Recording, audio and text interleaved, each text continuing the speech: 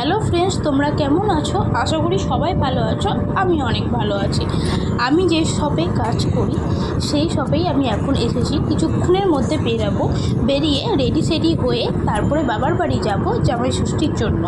তো একেবারে রেডি সেডি হয়েই তোমাদেরকে আমি একেবারে দেখাচ্ছি যে জামাই ষষ্ঠীর লুকটা কেমন লাগছে আর আমাদেরকে কেমন লাগছে অবশ্যই জানাও।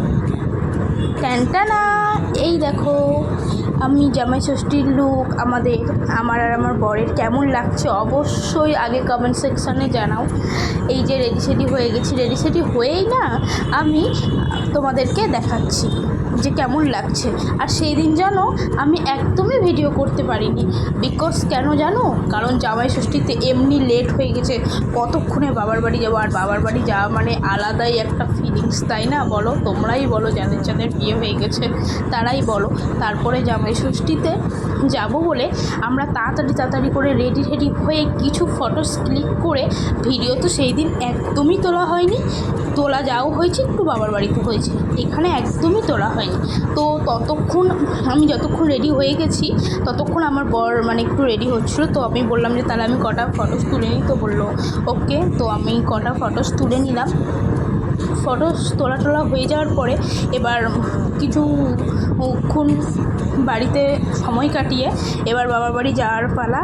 তো টানটানা বাবার বাড়ি চলে এসেছি, সেটা বুঝতেই পারছো তোমরা, কারণ আমি যখন আমার বিয়ে হয়নি আমার বাবার বাড়িতেই আমার এইখানে অনেক ব্লগ দেখেছো তোমরা। আর এই দেখো আমার বাবা সব রেডি করে রেখে দিয়েছে।